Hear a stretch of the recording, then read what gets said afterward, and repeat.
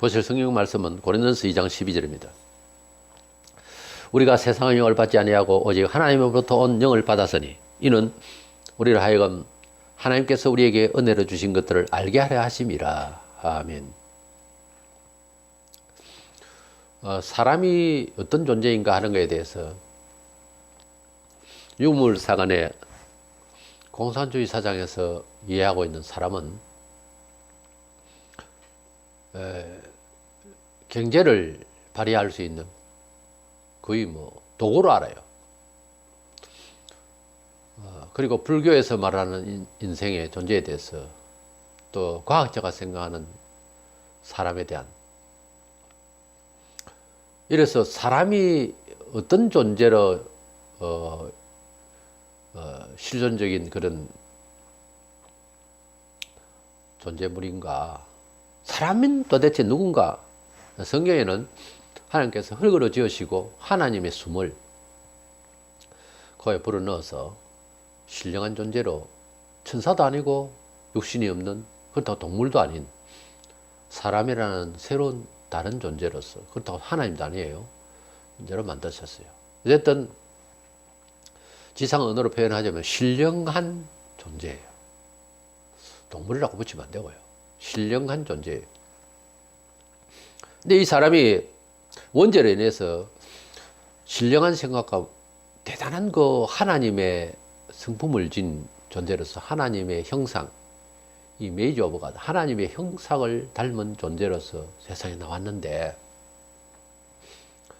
원죄로 인해서 이 하나님께서 주신 놀라운, 사람이지만은 전지전능한 것은 아니고 사람이지만은 죄와 허물로 이 세상을 이렇게 살아가는 이런 무지하고 차고나고 한계 있는 인간이 아니라 원만하게 행복하게 그런 능력과 기술로 발휘할 수 있는 사람이었는데, 죄로 말하면 거기 기능이 깨졌어요. 도리어 하나님을 반박하고 타락하고 이렇게 되어버렸네요. 그렇지만은 인간의 본래 그 영혼 기질은 신령하고 너무도 대단한 겁니다. 코끼리가 아무리 몸이 크고 해도 작은 사람 같지 못합니다. 사람은 일반 닭이나 새보다 크지만은 사람이 가지고 있는 육신적인 것도 기능이 다르지만은 정신 구조가 동물하고 다른 겁니다. 그래서 이 정신이 하나님을 떠나 있는 상태에서 있다가 보니까 문제가 생긴다 보이지, 너무너무 신령한 존재입니다. 그래서 사람을 바라볼 때에는 성경적으로 보면은 우주로도 바꿀 수 없는 귀한 존재예요. 만물을 주고도 살 수 없는 게 사람 목숨이에요. 그래서 사람이 너무도 중요한 존재입니다. 그런데 이 사람이 어떠한 영을, 어떠한 정신이라 할까요? 세상적으로 말하자면 사느냐고 하는 것은 너무, 이건 중요한데, 과학적으로 발전하고 인간이 자기를 돌아보는 그 깊이 있는 철학이 어디까지 왔나 하면은, 요즘은 이제 기에 대해서, 기운기자 그 기에 대해서 우리 사람이 가지고 있는 정신세계가 더 중요하다 하는 것이 이제 예수 믿지 않는 사람도 많이 이제 깨닫게 되고, 또 중요성을 가지고 많은 정신적 그 기능에 대한 중요성을 부여하는 교육과 철학, 심지어 그 경제 활동에도 그런 사고방식을 많이 도입을 합니다. 이 본문에 보면은 세상의 영과 하나님의 영이라는 대조적인 영의 내용이 나오는데, 세상의 영이라고 하는 것은 바로 세속적이고 한계적이고 죽기까지 살아가는 정신구조를 말해요. 그리고 하나님으로부터 온 영이라고 하면 성령을 말합니다. 그래서 하나님으로부터 온 성령이 있고 세상의 세속의 영이 이렇게 있는데, 우리 성도들은 하나님이 주시는 복음 정보를 통해서 예수에 대한 소식을 듣고 믿지만, 그 믿음이 성령께서 역사하셔서 하나님이 내리신 신의 감동을 받아서 말하자면, 그래서 믿게 된 거예요. 그러다 보니까 기도하고 또 세상 살면서 염려될 때 또는 감사할 때 인생의 향방을 가릴 때 받은 바 그 신의 감동으로 처신을 하게 돼 있어요. 물론 성경을 기준으로 해서 하지만은. 그래서 성도는 어떤 사람이냐 하면은 마땅히 또 갈라디아 5장 16절에 성령을 따라 행하라.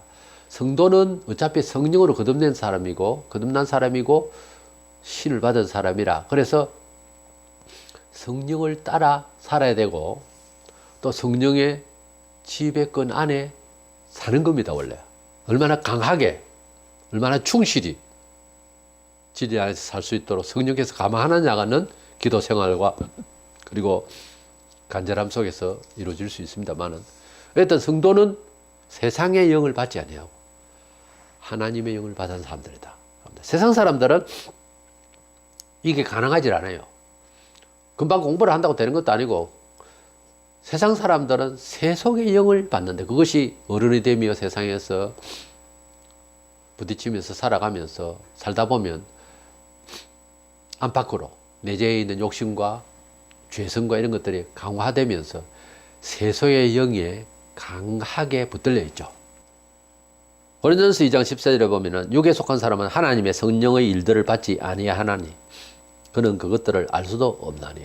세상에서는 하나님의 신에 대해서도 알지 못하고 이해 불가합니다. 성령을 받았을 때만에 신자도 성령의 존재와 성령의 감각을 또 성령의 지각을 알게 돼요. 그래서 세인들은 세속의 정신에 빠져 있고 성도들은 하나님의 영에 감동되어 있는 거죠.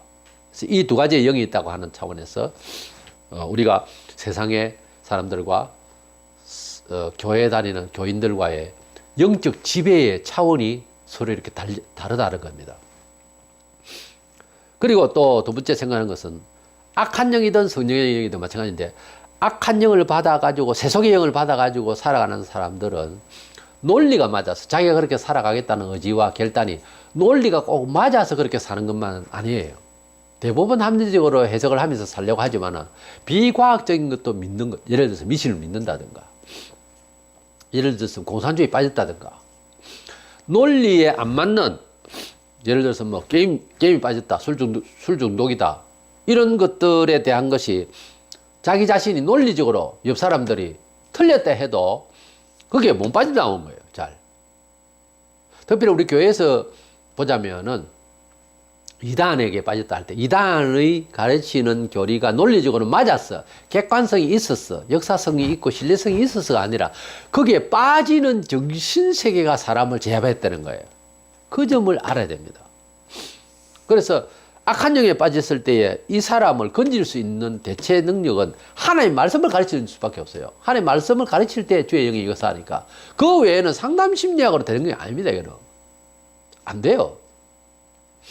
디도서 3장 10절 이단에 속한 사람을 한두 번 훈계한 후에 멀리하라. 사도행전 17장 23절에 보면 알지 못하는 신에게라고 새긴 단도 보았으니 이 알지 못하고 하는 말은 합리적으로 논리가 안 맞다 이 말이에요. 논리가 성립이 안 되는 것을 믿는다는 거예요. 이단적이 그런 식이라는 거죠.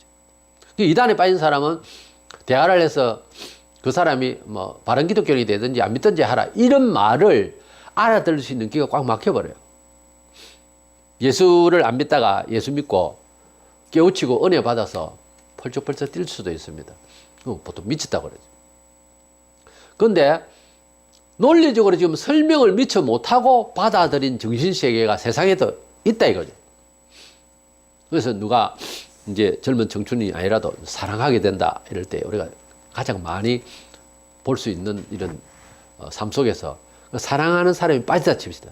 도저히 있을 수 없이 둘이가 사랑해서 빠져서 양쪽 집안을 깨고 둘이서 바람이 나가지고 도망갔다 이럴 때 그게 합리적으로 해석이 됩니까? 그 사람 정신 차렸을 때에 내가 미쳤지 이러지 나는 당당하다 그런 놈도 있어요. 지금도 연예계에 있는 사람들이나 뭐 이런 데 보면 우리가 이제 드러난 입장에서 뭐 영화 감독도 있죠.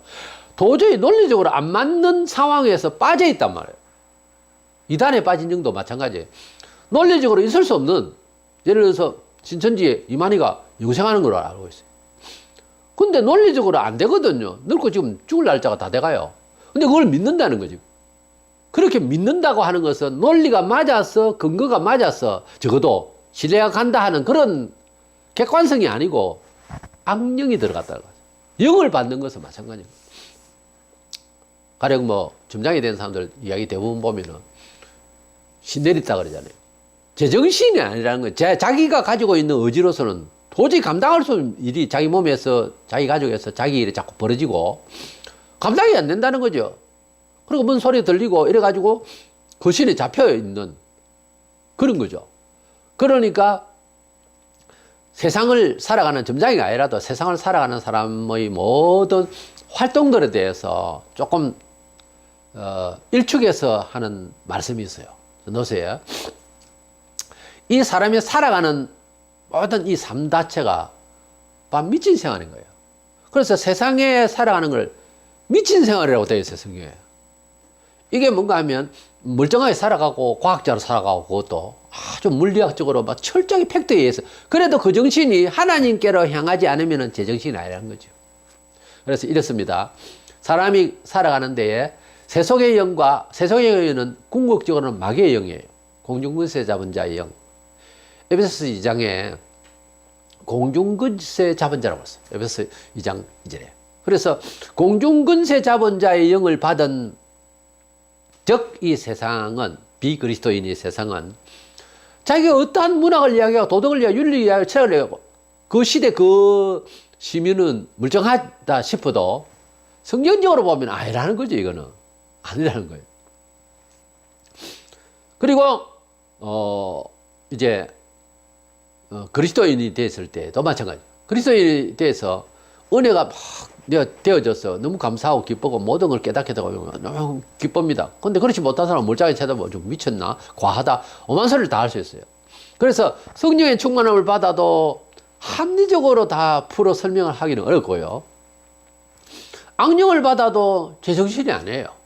그런데 제일 여기서 중요한 것은 멀쩡하게 교회에 그냥 왔다 갔다 하는 사람과 멀쩡하게 이 세상을 그냥 살아가는 사람은 어떻게 볼 것이냐 이 문제가 있거든요. 그리스도 안에서 소망을 가지고 사는 사람은 구원을 받지만은 악령을 받아가지고 귀신 노름을 하고 그렇게 안 해도 또 이단령에 빠지거나 점장이 안 돼도 일반적으로 그냥 사는 사람, 이성적으로 그냥 살아가는 사람들도 멍청하게 사는 것 같은데 악령의 지배를 사실은 받고 있는 겁니다. 예를 들어서 북한에서 특별한 공작원에 대해서 간첩이 됐다. 그거 아니라도 일반 백성도 그 공산주의 사상에 젖었어. 어릴 때부터 배워가지고 가령 지금 같으면 뭐 김정은이가 그냥 자기 아버지보다 더 중요한 거예요. 상황이 그렇게 돼버려요. 근데 멀쩡하게 살아가죠. 시민으로. 그러니까 우리 사람이 멀쩡하게 살아간다 해도 세속의 영을 받고 사는 것과 성령의 영을 받고 사는 그 삶의 방향이 또는 삶을 살아가는 의식이 이렇게 판이하게 다른 사람으로 그러니까 두 구조로 살아요. 하늘과 땅이 있듯이. 남녀가 살고 악과 선이 있고 이 세상은 저 세상이 있고 순간과 영혼이 있고 영벌과 영생이 있고 이 세상은 딱 이분화되어 있어요. 하나님의 자녀로서 영의 지배를 받는 말씀과 예배와 하나님 앞에서의 삶을 늘 교육받으며 살아가는 축복의 이런 사람이 있는가 하면 양과 염소를 구별하듯이 이쪽에는 아예 악령에 잡혀서 교조가 돼가지고서 사이비 교조가 됐든지 아니면 귀신의 영을 받아 점장이 되든지 마술을 하고 제정신이 빠졌든지 간에 이 세상을 살아가는 일반적인 사람들도 사실은 알고 보면 제정신이 아니에요. 점쟁이나 자기나 똑같아요. 살아가는 처지가 지금. 그래서 악한 영들도 또 성령께서 역사하신 우리 성도들도 세인들이 구분을 잘 못하지만 악한 영들도 스스로가 논리적으로 맞아서 그래서 그 영을 쫓아서 사는 사람이 아니라는 거 이거를 확실히 알고 살아야 됩니다.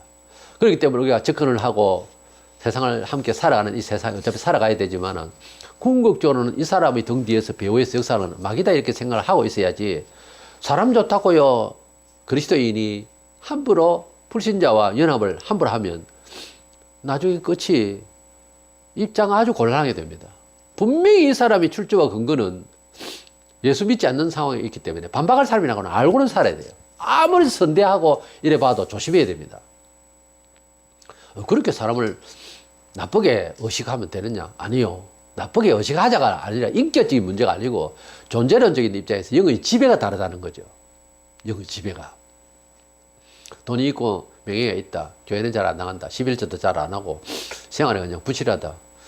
그 배우자 대상으로서 제외시키게 됩니다. 문제 있어요. 사람은 뭐 그냥 뭐 직장 생활을 하는데 뭐 성격도 뭐 별로 뭐 좋은 것도 아닌 것 같은데 교회를 참 잘 다니고 사람 쳐다보면은 참 교인답다. 그 괜찮은 사람이에요.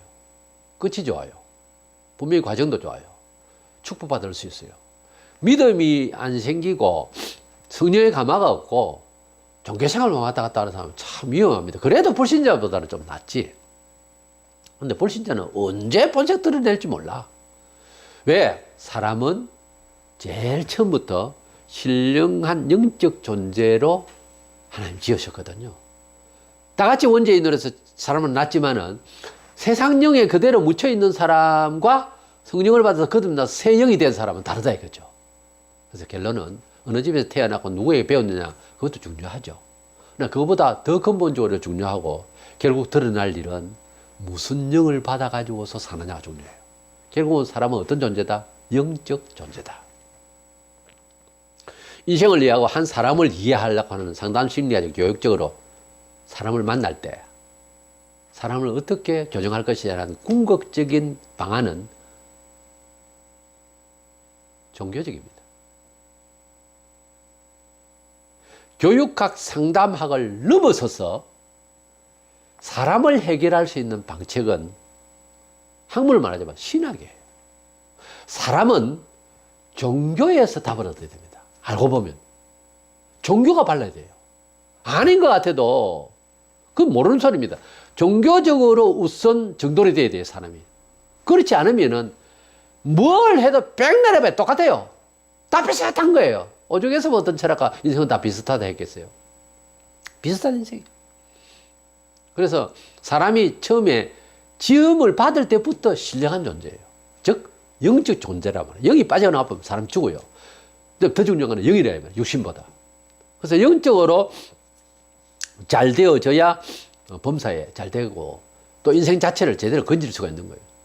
안 그러면은 100세를 해도 진짜 허망하게 살다 가는 거예요. 아무런 의미가 없고 그리고 사후에 심판이 기다리고 있는 이 처참한 인생의 주소를 제대로 알고 그래서 세상의 영을 받은 것 거기에는 종교적인 악령도 있고요. 미신도 있고요.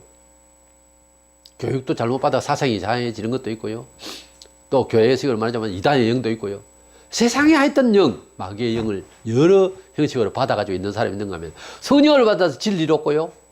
말씀대로 살락하고요. 하나님 말씀에 충실하고요. 순종하고요. 십자가 지고요. 하나님의 영을 받아서.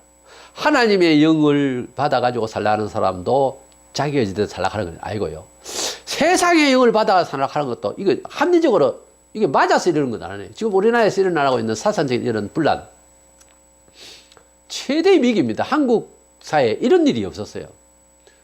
외군 침략으로부터 시작해서 이런 거는 의식이 되지만 지금은 도저히 같은 시민들로서 이걸 꿰맞출 수가 없어요. 너무도 다른 생각을 가지고 있는 사람들이 있습니다. 이런 좌파 성격과 공산주의 사상이 오늘날 이 한국 사회를 완전히 혼란케 하고 있습니다. 이건 제정신이냐는 거예요. 논리적으로 답이 안 됩니다. 도저히 합리적으로 답이 될 수 없는 짓거리를 하는 사람이 너무 많아요. 이게 뭐냐? 세속의 영이라 이 말. 그런데 하나님의 성령을 받았으면 진리 가운데를 인도한다 했는데 하나님의 성령을 받았다는 교회가 세상에 물들고 쾌어 축조를 찬성하고 이런 목사들 이게 무슨 목사입니까? 악령이지. 그래서 우리는 이 본문의 말씀대로 세상의 영을 받은 사람이 있고 하나님의 영을 받은 사람이 있다는 것을 설명을 해드렸는데 사람은 영적 지배를 받고 산다는 거예요. 자의로 사는 게 아니고 알고 보면 사람은 어떤 영을 받아 사느냐가 너무도 중대한 이야기예요. 하나님의 영을 받고 진리 가운데 인도하시는 하나님의 영을 받은 사람 축복받은 사람이고 그것도 저것도 모르고 세상에 그냥 살아. 무슨 형식으로 살든지 한 사람은 세상의 영을 받은 사람이에요. 세상의 영을 받지 않으냐고 세상의 일을 모르죠. 하나님의 영을 받지 않으면 하나님의 일을 몰라요. 그래서 이 두 영을 받은 상태에서 사람은 이분화되어 있어요. 세속의 영과 성령을 받아서 사는 사람, 이 두 부류가 이 세상에 살고 있다는 그 이상한 중간은 없어요. 예수를 그리스도로 믿고 하나님의 영을 받고 하나님 나라를 소망하고 있는 저와 여러분은 은총받은 사람인 줄 알고 매일 감사하고 주께 늘 감사하고 찬송하고 감사드리며 충성하는 것을 잃지 말고 주님 오라는 그날까지 복음을 위해서 수고할 수 있는 저와 여러분 되시기를 축원합니다.